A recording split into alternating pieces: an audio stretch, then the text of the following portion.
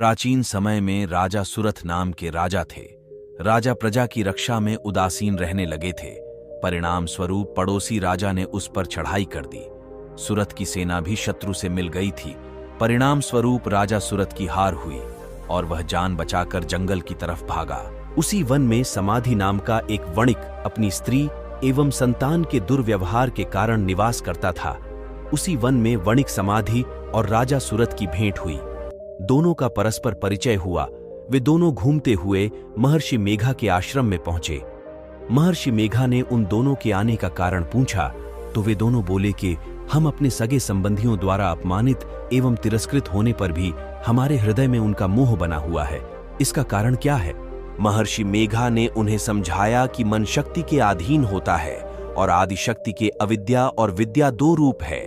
विद्या ज्ञान स्वरूप है और अविद्या अज्ञान स्वरूप।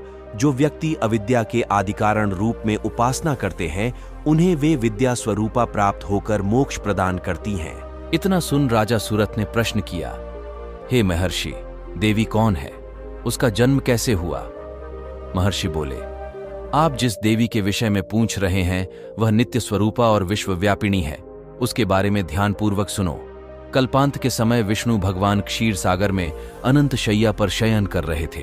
तब उनके दोनों कानों से मधु और कैटब नामक दो दैत्य उत्पन्न हुए। वे दोनों विष्णु की नाभि कमल से उत्पन्न ब्रह्मा जी को मारने दौड़े। ब्रह्मा जी ने उन दोनों राक्षसों को देखकर विष्णु जी की शरण में जाने की सोची, परंतु विष्णु भगवान उस समय सो रहे थे। तब उन्होंने भगवान विष्णु को जगाने हेतु उनके नयनों में निवास करने वाली योग निद्रा की स्तुति की। परिणाम स्वरूप तमोगुण अधिष्ठात्री देवी विष्णु भगवान के नेत्र, नासिका, मुख तथा हृदय से निकलकर ब्रह्मा जी के सामने उपस्थित हो गई। योग निद्रा के निकलते ही विष्णु भगवान उठकर बैठ गए। भगवान विष्णु और उन राक्षसों में 5000 साल तक युद्ध चलता रहा।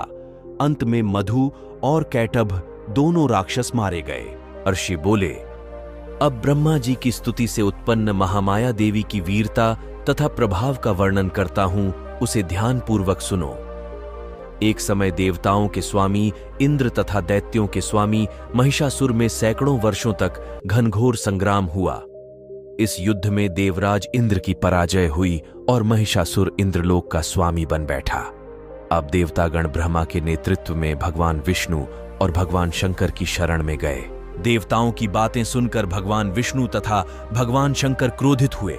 भगवान विष्णु के मुख तथा ब्रह्मा जी और शिव जी तथा इंद्र आदि के शरीर से एक तेज पुंज निकला, जिससे समस्त दिशाएं जलने लगीं और अंत में यही तेज पुंज एक देवी के रूप में परिवर्तित हो गया।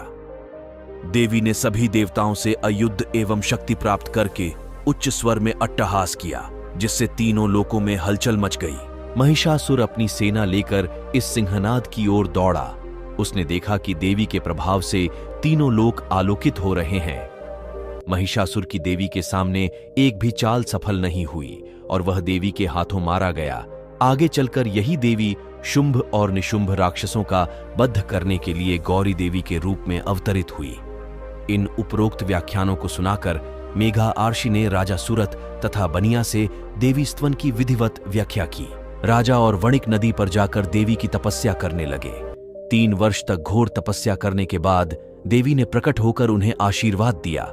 इससे वणिक संसार के मोह से मुक्त होकर आत्मचिंतन में लग गया और राजा सुरथ ने शत्रुओं पर आक्रमण करके विजय प्राप्त करके अपना वैभव प्राप्त कर लिया। उस दिन से ही हम नवरात्रि का पवित्र त्योहार मनाते हैं और मां दुर्गा की पूजा अर्चना करते हैं।